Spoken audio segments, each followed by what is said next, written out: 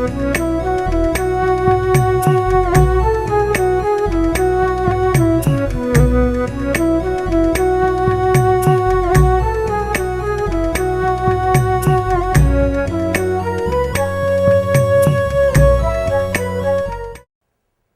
fifth item is memory. It's a very powerful thing. Please understand. Memory is what I call pain body. Here, with the right knowledge, only with your action, connection with it can create suffering or joy. With the wrong knowledge, only your response can create joy or pain. With imagination, only your supporting to imagination, only that can create joy or pain. With the sleep, your support to your sleep, your thought also, if it is done, only then you will have joy or pain. But with memory, you don't need to do anything. They are independent. Suddenly they will come up, they will occupy your whole inner space, put you in suffering. For no reason. You can't say, why did you come? They are uninvited guests. Memory is uninvited guest. Suddenly you will come and create so much of joy in your inner space and fill you with ecstasy. You can't ask, how did you come? Why did you come? Who invited you? No. Suddenly some memories will raise. You know you are in joy. You are in ecstasy. Why that memory came? Why so strongly it came? You can neither question nor understand. Suddenly you know the memory of Master is inside you. For last 10 minutes you are in ecstasy. You are in joy. Just soaked in his memory. Being in his presence. You can't say, why did this memory came? You can't ask your mind how this memory came. Same way, suddenly, memories which you don't want to cherish, some suffering will raise. You can't even ask, why did it come? And your whole day is gone. Your whole day is gone. Just one wrong memory, one wrong awakening. Your whole day will be in depression, low mood. Memory is such a powerful thing. It can come up by itself and put you in joy or suffering, put you in anguish or peace, put you in bliss or suffering. It can lead you to anything on its own, by its own right. It doesn't need cooperation from your side. Right knowledge, wrong knowledge, imagination and sleep needs cooperation from your body and mind. All the other four things, your body and mind needs to cooperate. But with imagination, with memory, you don't need to cooperate at all. It will just erupt and you don't know why it is there. You can't ask why it is there. You can't even question why did you come. But you are in suffering or joy. That is the power of memory. Memory means the ideas, thoughts, imaginations, visualizations collected, which is still alive inside your system. One important thing, if your memory is complete, it won't lead you to suffering, it will lead you to joy. But it is not complete. If your memory about your past, if it is complete, you will have knowledge about your future. Please understand. I am not giving you false promise. I am stating simple, straight truth. If your memory about past is clean and pure, complete, you will have a clear idea about your future. Because your future is nothing but the reproduction of the past in different dimension, that's all. Maybe some of the quantity will be different, but basic structure will be the reproduction of your past. The earlier you might have had one car in the past, in the future you may have few cars, but the future is going to be the reproduction of the past. But the big problem is we don't even have the right idea about our past. We remember our past only after editing. If you think your whole life is suffering, as we usually think, you will edit and connect only all the suffering incidents. And you will think your whole life past was suffering. That one idea is enough to feel, to imagine, to visualize, to think your whole life was suffering. The memory, it is not a right memory, it's a wrong memory. Same way, if you think your whole life is joy, again you will edit, cut, fix, paste and see your whole life as joy. You will connect all the joyful incidents, memory, and start seeing your whole life as joy. We never comprehend, we don't have the complete memory. We don't look at the past as it happened. We don't smell the past as it happened, as it is. If you have a simple, straight idea about the memory, past, a simple, straight, clear idea, you will have simple, straight, clear idea about the future. Your miscomprehension, your wrong idea about the past is responsible for the wrong idea about the future. If you think you are not able to plan your future, be very clear, you don't have a vision about your past. Any incident happened in the past adds some juice to your being, understanding to your being, awareness to your being, knowledge to your being, experience to your being. So if you are aware of all those memories, that knowledge, that essence which is added to your being will continue to guide you in the future. But when you forget those incidents, those memories, when memory loss happens, which is happening in all of us, that juice of that experience, knowledge of that experience, memory of that experience will not express itself in the future.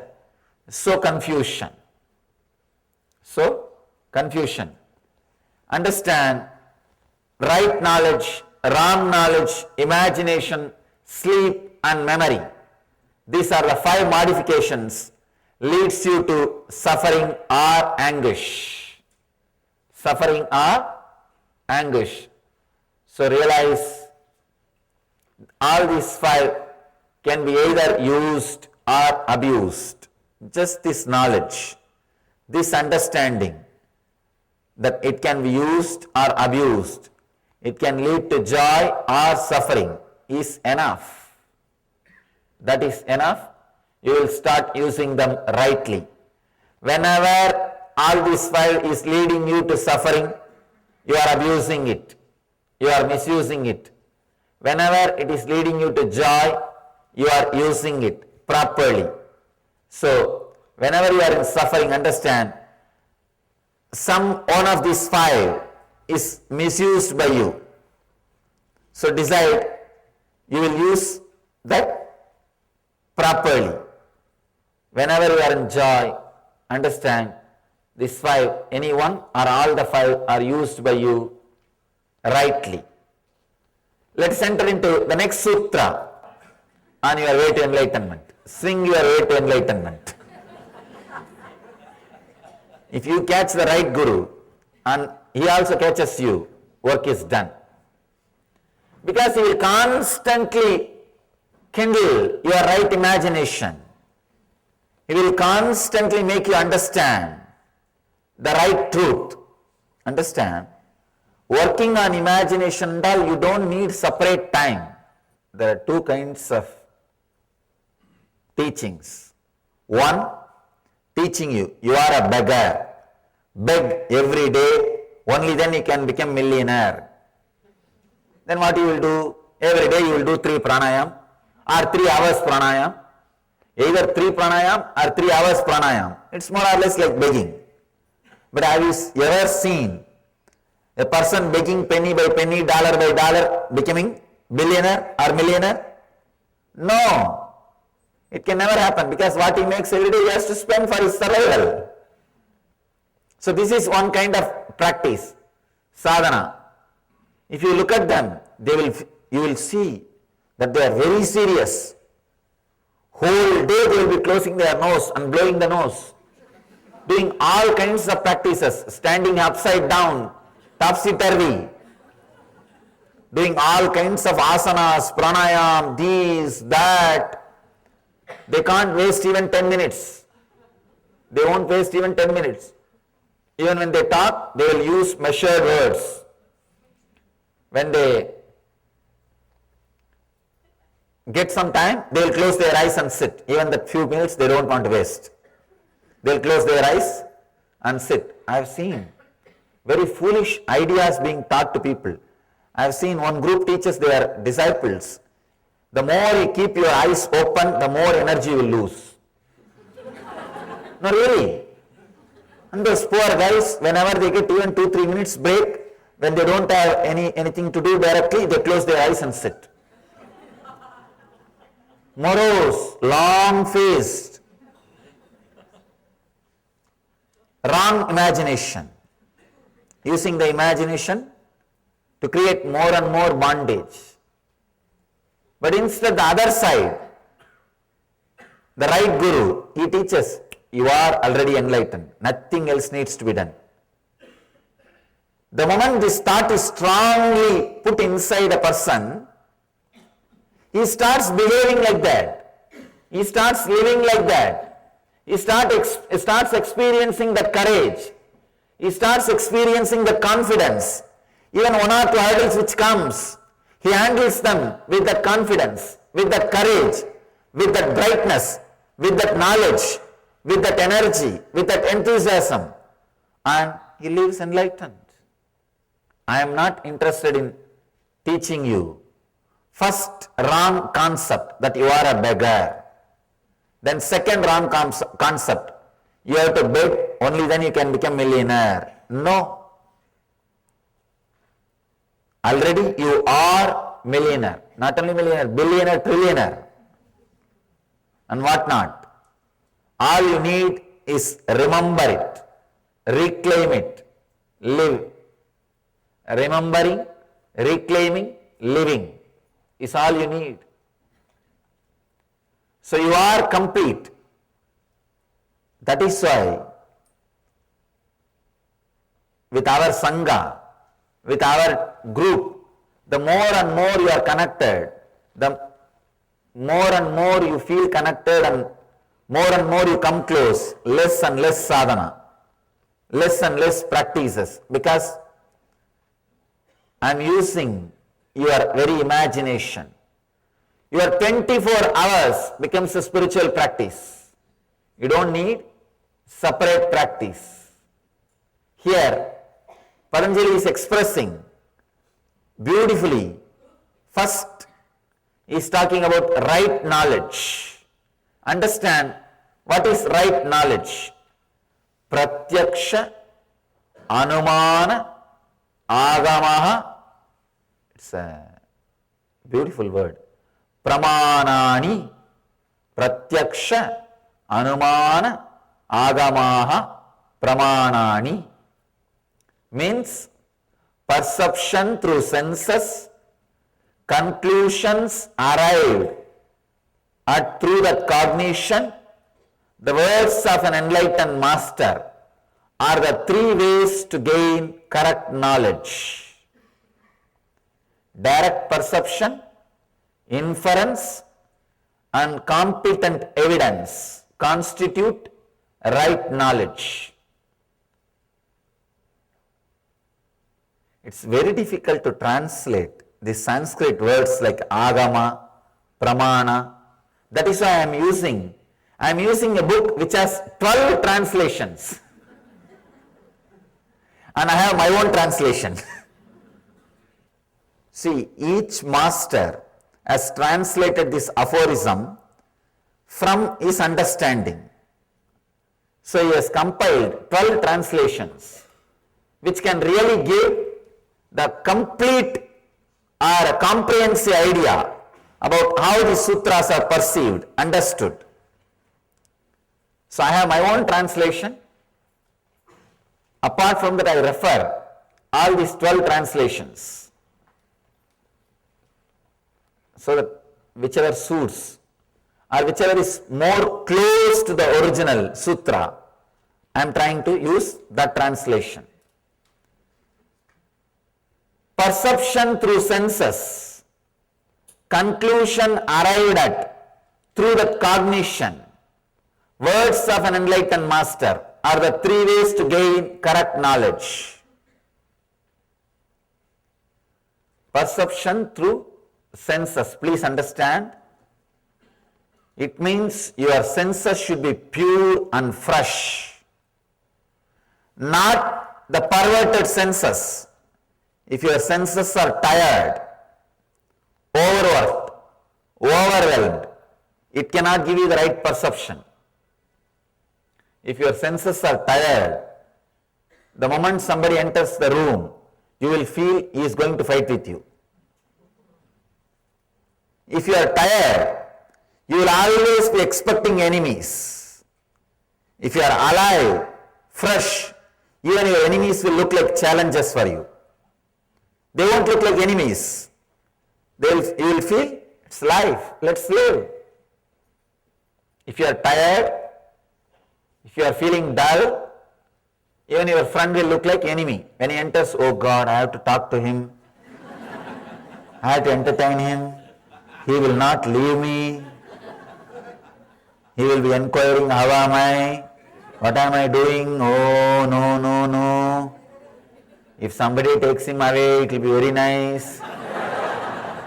If you are tired, even your friend will look like an enemy.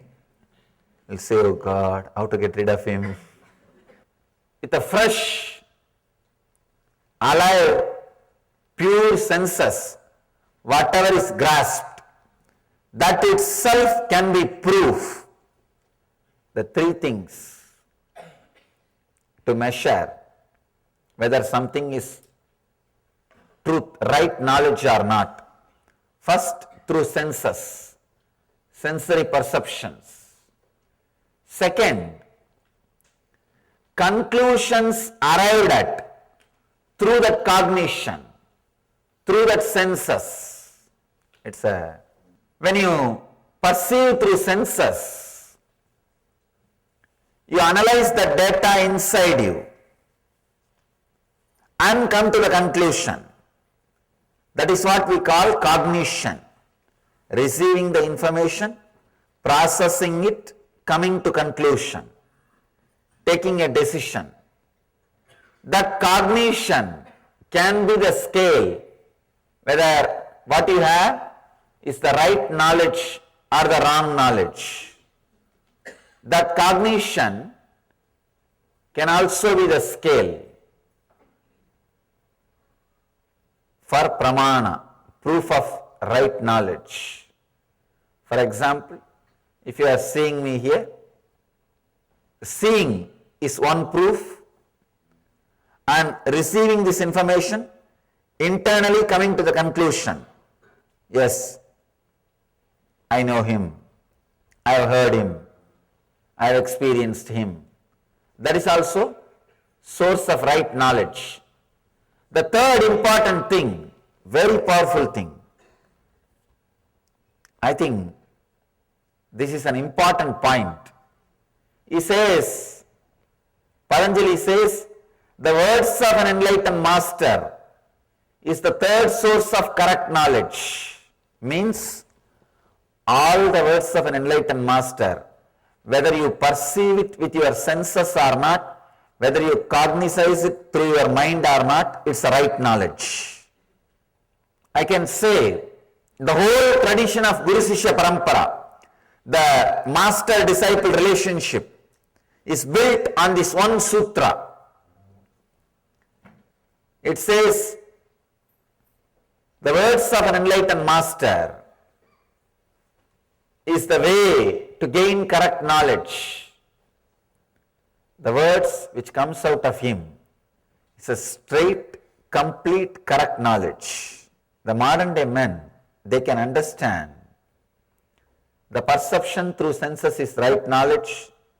They can understand the conclusion arrived at through the cognition is right knowledge, but they can't understand the words of an enlightened master is a source of right knowledge.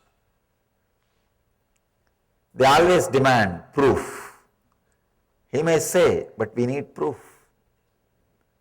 But please understand, all the traditions which accepted words of an enlightened master is a source of the right knowledge lived ecstatically, radiated enlightenment.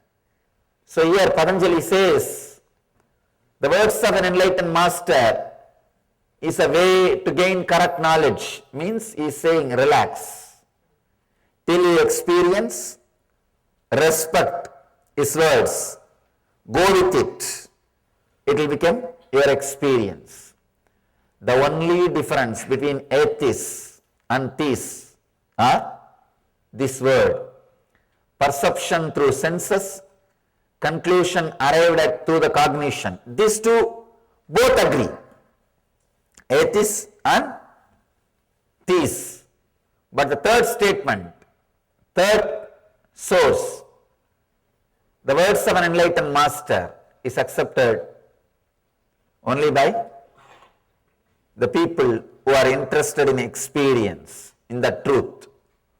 If your heart believes this third statement, words of an enlightened master is the way for right knowledge, there is a possibility for you to be guided.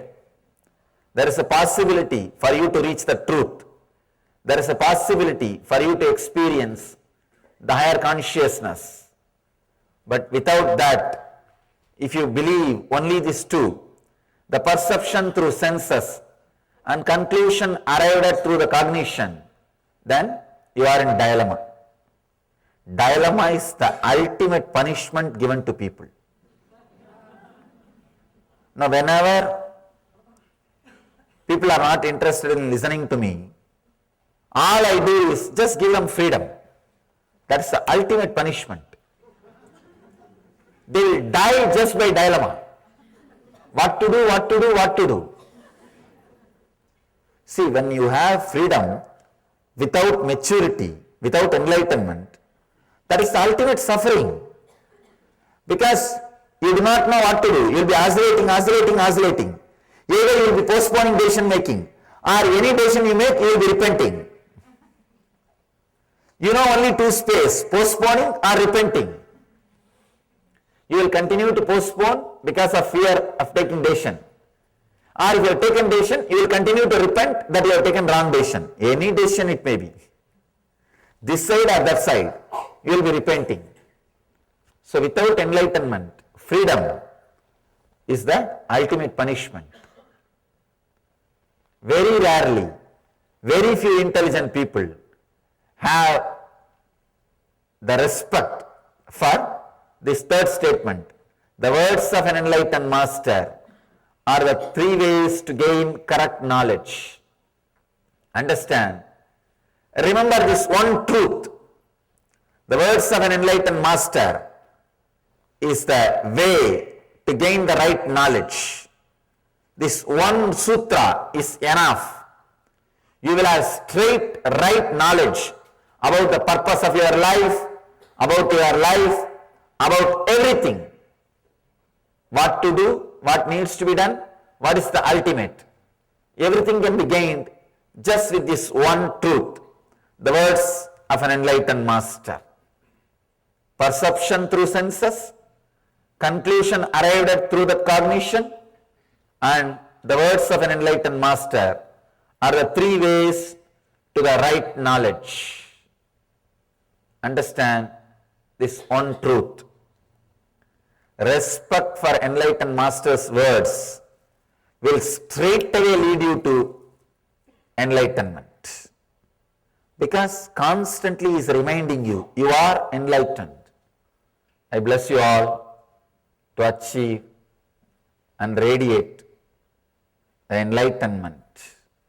We'll enter into the technique to use your sleep as meditation, to use your sleep as samadhi, to transform your sleep into samadhi. Please understand, a simple technique, very powerful technique. Let me describe the technique. The night time before going to sleep, sit on your bed, switch off the light, be in a relaxed way, sit in a relaxed way. You should chant, create H-O-O sound, whoo, not loudly, internally. Visualize that sound is getting ringing, filling your whole being, and create internally. Maybe little sound will come out. You can't keep completely silent when you chant, but it should fill you. I am not saying chant as loudly as possible. I am saying chant as intensely as possible. Ooh.